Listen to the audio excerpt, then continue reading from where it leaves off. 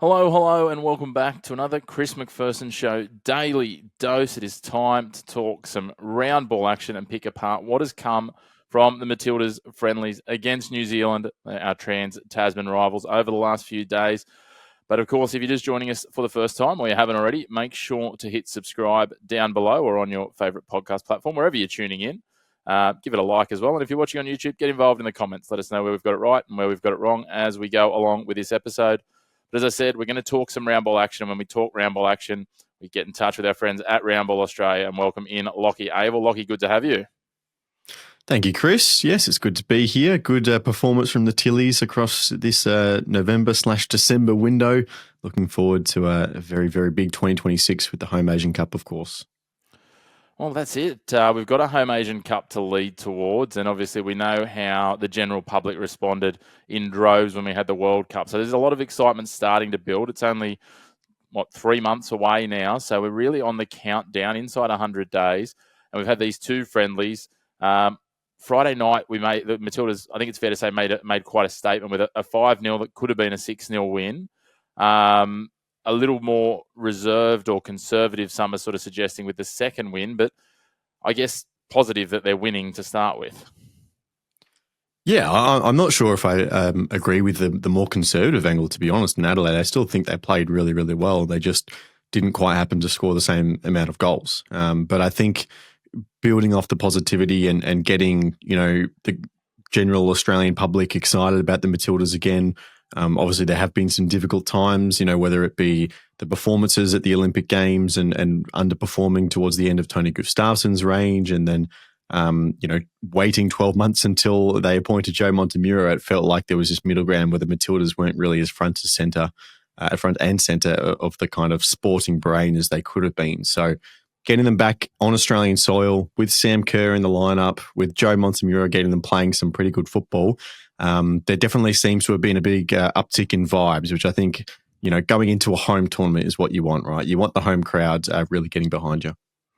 You certainly do, and you touched on that there. I guess one of the things that's been taken in a lot of people I've spoken to that have either watched the games or been at the game and even involved in, the Round Ball Australia group chats is the style of football that they're clearly playing, which is obviously about winning, but it's also it's a style that the fans can easily get behind, I think. I think so, and it's a style of football that is capable eventually, hopefully, of beating the best teams in the world as well.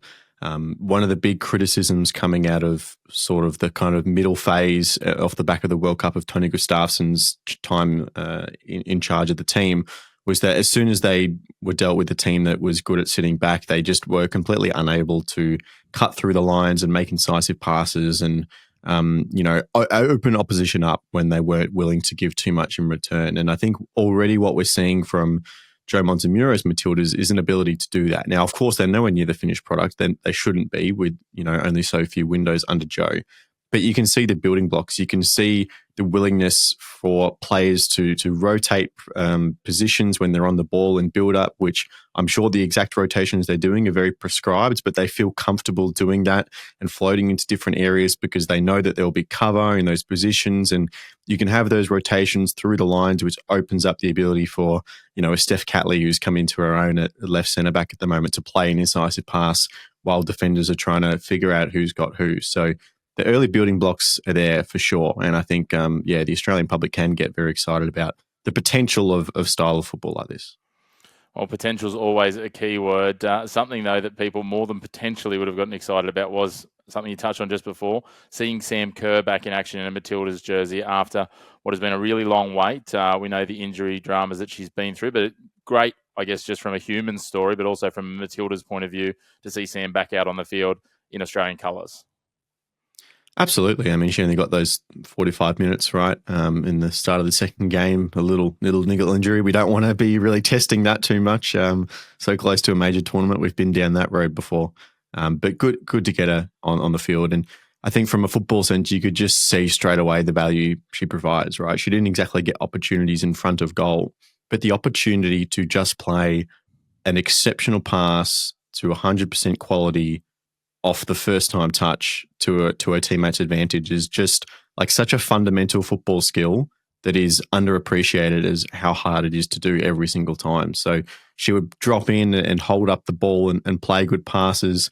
I think in the first 15 minutes or so of that second game over in Adelaide on Tuesday night, there was that run inside, the ball comes to Kerr, and she somehow, she plays a first-time ball down towards the corner flag despite being close to the edge of the box, and you're kind of thinking, what's going on here? And all of a sudden you see Ellie Carpenter coming out of nowhere, crossing the ball in, and Caitlin Ford almost makes it 1-0. That was like champagne football, right? And that's all because Sam and her ability to come in, drop into areas, and just link up her teammates really well. So she's crucial to making sure that the front third operates in that really connected way. And then, yeah, as you say, the human side of the story is awesome as well. We've missed her in the last couple of tournaments. So it'd be good to go into this Asian Cup with the fit and firing Sam Kerr, able to play 90 minutes in every game. That'd be ideal. It certainly would be. You touched on Steph Catley before, obviously continue to emerge and lock down that left centre back position. Who were the other players that you think have made, maybe not statements, but have certainly added, some weight to their cause as we head to, normally it'd be who's on the plane. Well, I mean, half of them will be on a plane when it comes home for the Asian Cup because they'll be coming back. But, are there players that you see emerging there that might be really, pushing their case? Look, I think, and this goes back to, Gustafsson's era, I think the main core group of the Matildas has always been pretty solid, right? And maybe after this tournament, we're going to have another serious conversation about what happens from there. But I think the regular names are just going to be there. Surprisingly, I think the first name that came to mind when you said that question is actually Alana Kennedy, because I think the way she played on Tuesday night in that defensive midfield position, and she got forward at times as well, of course, scored the goal, an absolute thunderbolt.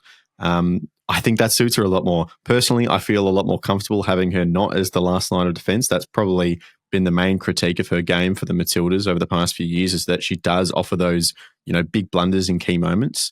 We saw that with the red card she gave away in the last window, right, that got her suspended. So I think in that advanced midfield position is good for her, and it allows the likes of, a Catley to play in centre back, which is probably her preferred position, as long as we have a fit and firing left back as well.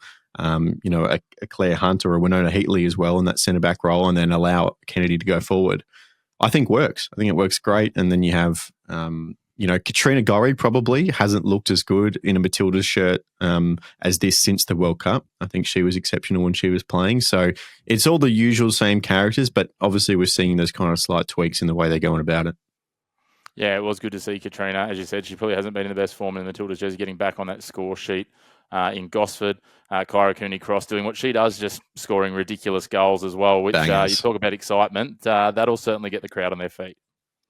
100%. She doesn't score tap-ins, is the famous line. She scores from range. She scored one like last year against Germany, was it? I think similar kind of range. She scores bangers for Arsenal as well. So look, looks pretty good in that midfield. Emily Van Egmond as well. She's kind of had to be resorted to as a defensive midfielder at times just because of her experience, but I think it's undeniable when you see her further forward, she makes a good impact, and she has a link up with Sam Kerr as well, who they've played together for Young. So similar characters, but yeah, Kyra Cooney-Cross. In the words of Ian Wright, oh, what a player. Exactly right. What a player. And you mentioned Emily Van Egmond. She's on track. And again, you'd assume that she'll play most of the games, if not all of them, at the Asian Cup become our most capped Matilda ever, which is really exciting as well for a player who's given 15, almost 16 years of service. It'll be by the time we get to the Asian Cup. I think she debuted way back in 2010, in March of 2010. So that'll be something to pass Claire Polkinghorne, and a real record for her to have on the mantelpiece. 100%. I think she's 4 games shy of Polkinghorne's 169 at the moment. So assuming a couple of warm-up games, she'll probably do it by the groups, which is really cool. And it's funny, I was talking with someone about the Matilda's cap record and seeing Ellie Carpenter and, how young she still is, I think 25, right? And the amount of caps that she's got just because she's was brought into the team so young and has kind of locked down that right back position.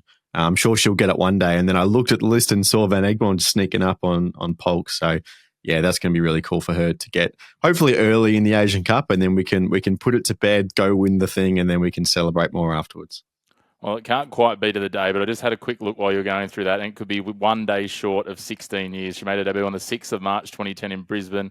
against North Korea. And if we have a game on the 5th of March, so she played 2 warm-up games. That'd be their second pool game. So that'd be almost full circle. It'd be nice for her just as well. That's set up for someone who's obviously served for so long, and that second game will be on the Gold Coast, so her family from Newcastle will be able to travel up as well. All those sorts of little tie-ins, which is wonderful. So we'll see if that's the case. Either way, that would be equaling the record. Sorry, exceeding it would then be in our last pool game, allowing we had 2 warm-ups. But anyway, we're getting way ahead of ourselves, Lockie.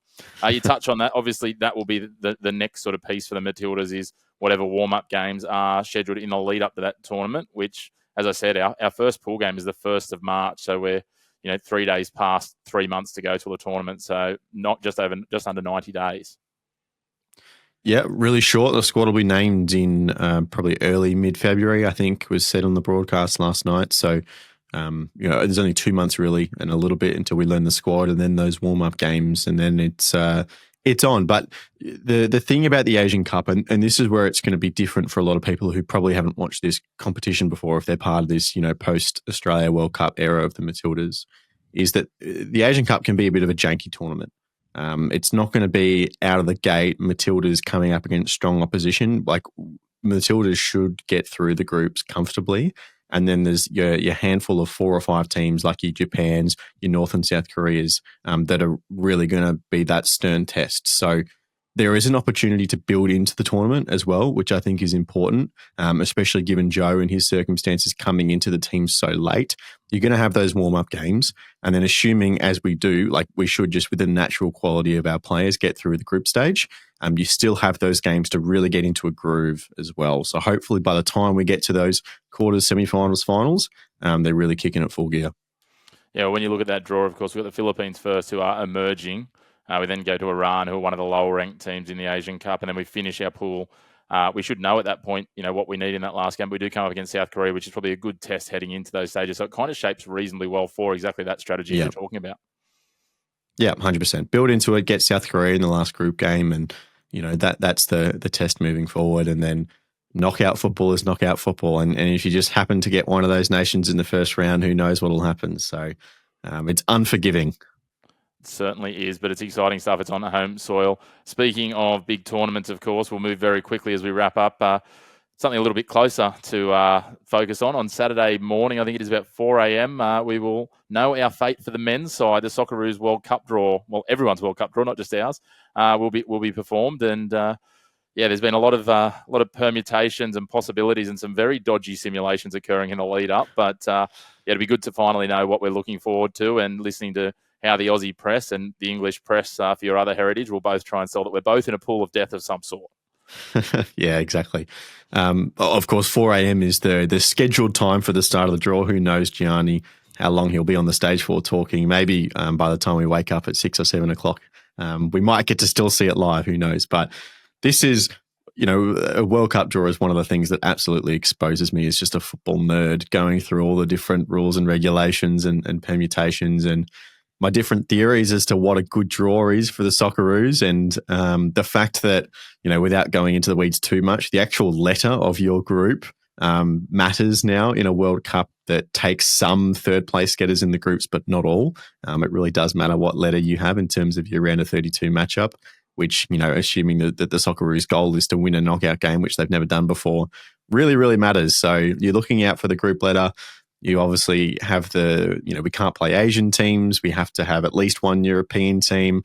My theory is that you probably want your good European team to come out of pot 1 because otherwise you really have a chance to get screwed on later in the draw.